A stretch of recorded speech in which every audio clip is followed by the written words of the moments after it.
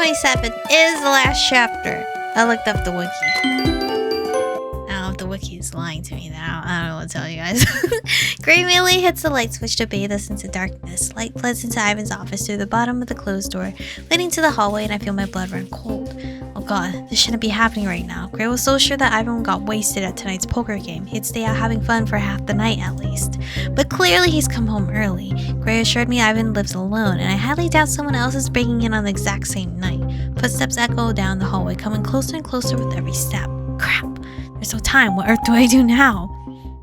I glanced frantically over at the window, seriously contemplating throwing myself out of it until I remember we're way too high up for that to be a viable escape route. Michiko! Oh, he sounds so... Get down, Gray shouts. Why are you shouting? You should be whispering. Oh my god.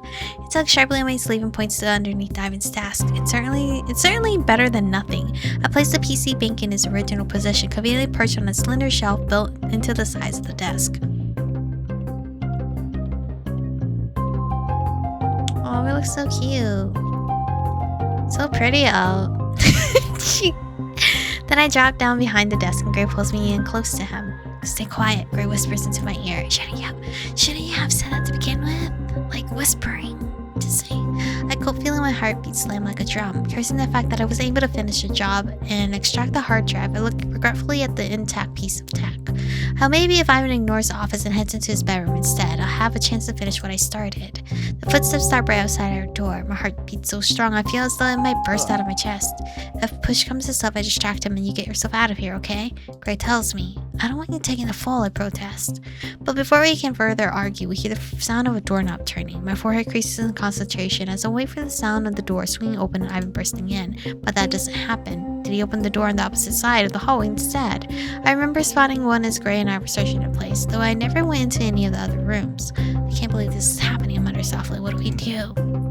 Wait it out, he whispers back. It's not like we can escape through the window. I thought I'd be playing games all night long, I sigh. I know, Gray whispers. I made a mistake in bringing you here. You still haven't been caught. I point out. Let's just stay quiet and wait it out. He might just never enter the office, I whisper. Let's hope he needs to take the greatest piss in his life, Gray snorts. Then we can use that to escape. You're safe, I'm like giggle. That doesn't sound like a bad plan. For a while, we don't hear anything anymore. Maybe he's gone to bed and we can leave, I ask hopeful. Gray shakes his head, frowning. It sounded like he went to the room across the hall. I don't think that's his bedroom. Did you get the hard drive, he whispers. The faint sound of toilet flushing reaches us from across the hall. Ivan's on the move. Once again, we hear the sound of a doorknob rattle, but this time it's closer. The door to the office swings open and Ivan steps inside. The computer's not going to turn on. I took everything off. Barely daring to breathe, I cover my own mouth with one hand as an extra precaution against any sound that escapes me. I look over at Gray. The fear and nervousness in his eyes echoes in the sentiment in my heart. Could it be over for us? Even if we hightail it out of here before Ivan can call the cops on Gray and me, I'm sure he'll reveal what he knows to the authorities in retaliation for violating his home. There's no way we don't face dire consequences if he finds us. Ooh! Loud footsteps ruffle into the room, followed by the audible click of a switch and an outpouring of light. If Ivan comes closer, he'll spot us immediately now. Though each footstep causes my heart to pound louder, I realize something seems off about them. His gait is incredibly erratic. They seem more similar to a stumble than a step. Just how drunk is he? All of us are startled by this loud noise, followed by Ivan groaning. Fuck, Ivan shouts. I raise an eyebrow at Gray, curious as to what happened on the other side of the wood that divides three of us. The pink clinging of glass is enough to give me a strong theory. Damn it! He stomps back out of the room, the door slamming shut behind him. For a long while, Gray and I stay hidden, all too aware that Ivan could return at any moment. We listen closely, but all we hear is the sound of water running in another room. Come on, now's our chance, Gray tells me as he gets up to look over the desk to see if it's safe. I let out an exaggerated exhale as the relief works its way through my body, releasing a lot of tension within it. However, Gray freezes when he sees what's on the other side of the room. Gray? I whisper, what is it? He doesn't answer. Gray, I ask him again cautiously. We need to get out of here, Michiko. He answers, right now.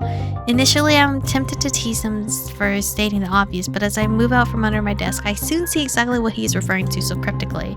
In the other half of the room, stemming from a collision between a waste paper basket and a broken lamp with a sparking wire where the light bulb used to be, is a small but fast-growing fire. A fire! I exclaim in surprise. Too late, I realized I had spoken way too loudly. When Ivan doesn't instantly come running back, I suddenly put together what happened. There next to the flaming mess are the glass fragments of a former light bulb. One has blood all over it. Ivan must have cut himself trying to clean this all up while wasted and clumsy. What should we do? I whispered. Do we put it out? But then he knew we're here. Nah, fuck it. Let the fire happen. Computer's gonna be fucked up. Whatever. We're beaming out of here. Great debates our options, but he seems hesitant to share them. But time isn't exactly on our side now. Smoke curls up to the ceiling from the fire as it turns the contents of the wastebasket to ash and works its way onto the carpet. We should put it out now if we can. We shouldn't risk this spreading to other apartments, Grace. Oh, you're right.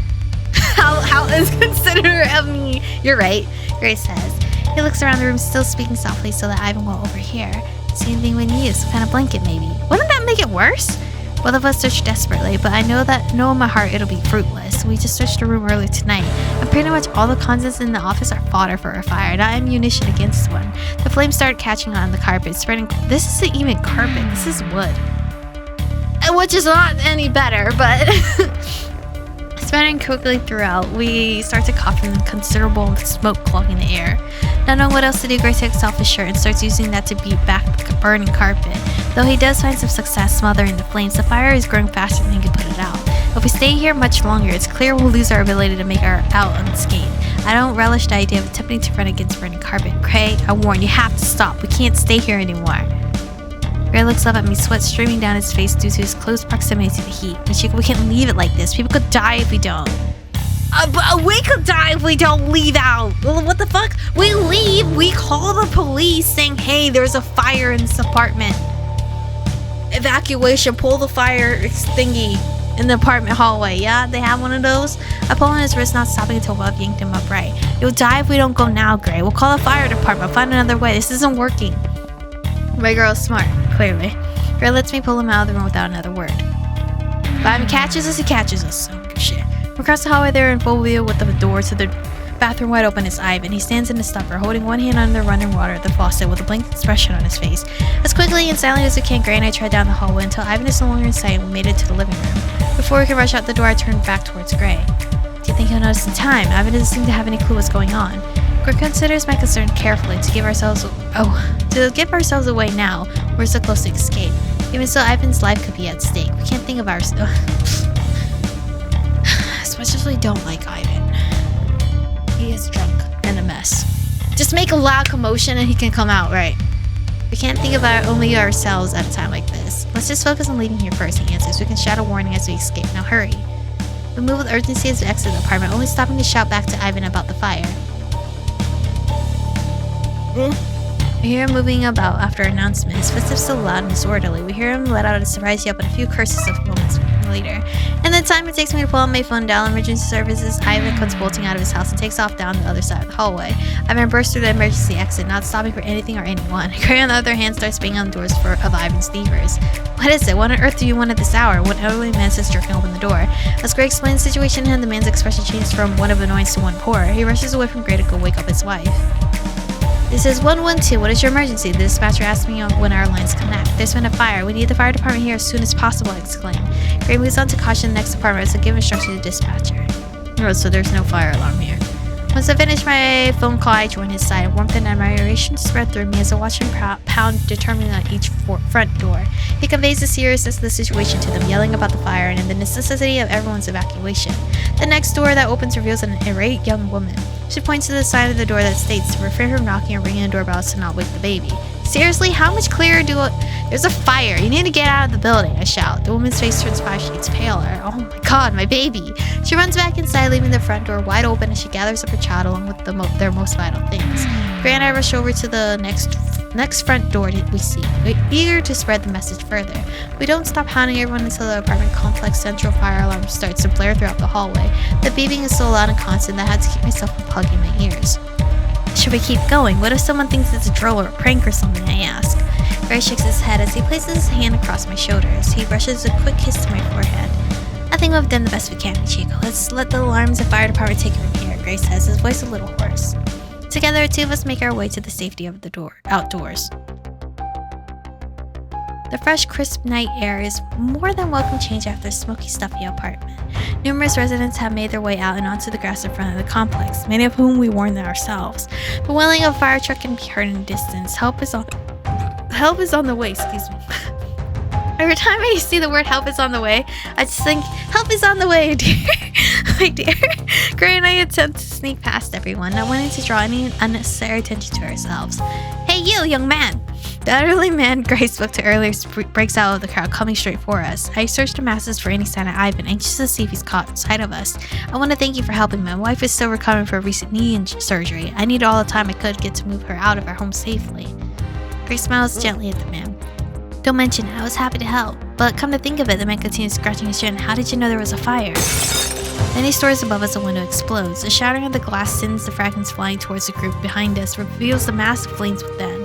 A couple of people scream in response, and the whole crowd moves a few feet further away from the building. Using this chance to slip away from Gray's current conversation, we walk quickly towards our getaway car. And that's when I spot him, just a few dozen feet from Gray's car. Ivan. Instantly tensed up, tugging on Gray's sleeve and nodding in the direction of danger. To my surprise, Gray snorts with laughter when he observes his business partner. I whip my head back around in time to see Ivan throwing up in some bushes that line the driveway leading to the front entrance. Oh, I guess sneaking past someone in the middle of vomiting won't be much of a challenge. Once inside of Gray's car, we both breathe out a sigh of relief. As crazy a day it's been, it's even more unbelievable that Ivan never realized we were there. I mean, a certain part of the night we weren't even trying to hide. Maybe it's good we came tonight, I announced suddenly. Gray glances over at me before he resumes driving, my words were taking him by surprise. Really? Do you mean that?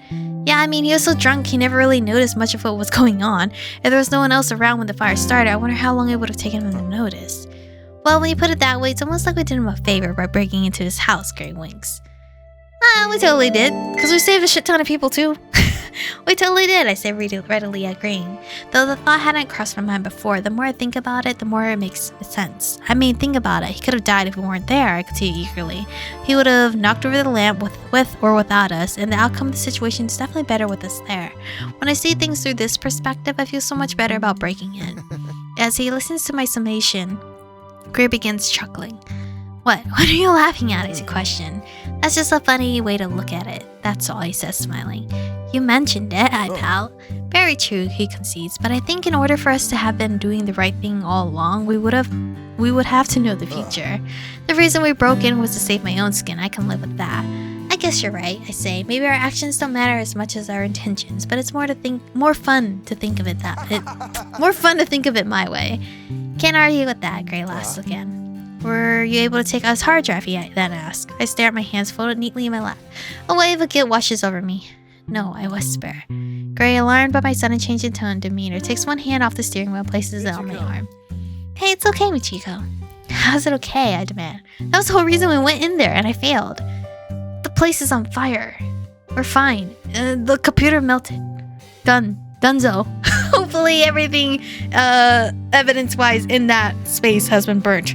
And just that room alone. I don't care. Everything else was like saved. Just that room. Just that room had that fire. Please. Cursing myself for raising my voice to try to calm down. Sorry, I know I let you down and tears flow from my eyes as a sudden uncontrollable sob cuts off my words. While I start bawling my eyes out, Gray pulls the car over and immediately takes me into his arms as best as we can manage in a parked car. Shh. Michiko, calm down. I'm here, he soothes. He strokes my hair with one of his hands and makes no move to stop me from crying into his shirt. Think about it, love. Oh, it's so cute. It's so cute when he calls us nicknames. Think about it, love. The fire going so strong, a whole window is just spontaneously blew apart. You think any household computer is going to withstand that? His warm, tender tone of voice and the reassuring message of his words helps to calm me down.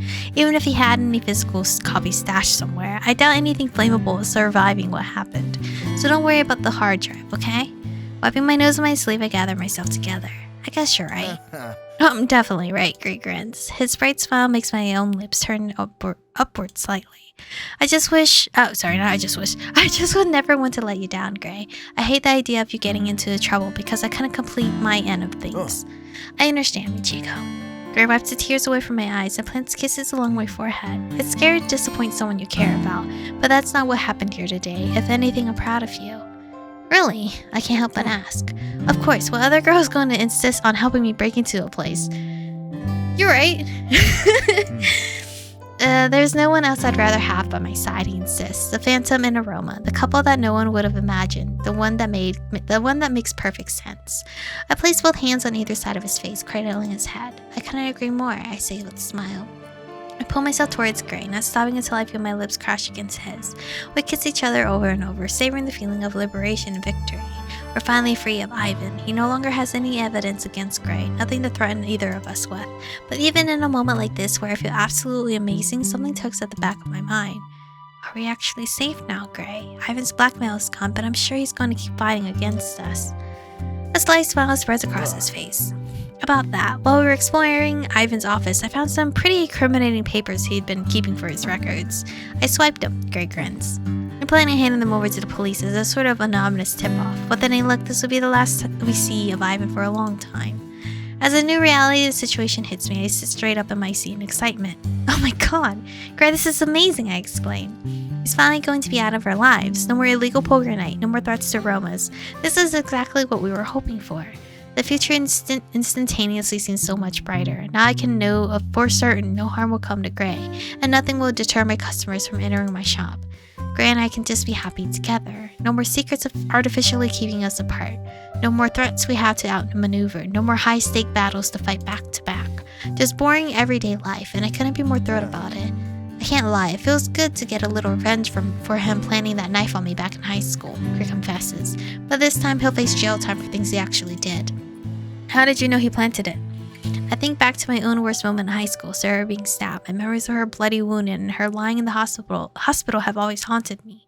Though Ivan will never pay the full repercussions for injuring my best friend, it's satisfying to know some of his other victims will have justice. Honestly, I should feel guilty for everything that happened tonight, but I don't, I say. I know breaking into his home was wrong. I know what you're going to do with the information you found will hurt Ivan, but I feel that he forced our hand, and I know he's hurt a lot of people. I guess intentions matter most to me after all, I conclude. I believe we're doing a good thing, even if we're going about it in a bad way. I'm glad you think so, Michiko, because the pathways are so much more enjoyable. Gary turns his head towards mine just long enough to wink at me with those mischievous gray eyes of his. Now come on, let's think of something fun to do. Things have been way too serious for way too long. The two of us speed into darkness, ready to make the most of the rest of the night. Whatever, I can't freaking read. Are we done? We're not done? Dead ass? Wiki lied to me? Wiki lied to me? How dare Wiki? Okay, maybe next episode's the last episode? I don't know anymore, guys. I hope so, because if it is, it'll land perfectly at the end of the week. You know? Anyway, thank you guys for watching today's episode. Stay beautiful, and I'll see you guys in the next one.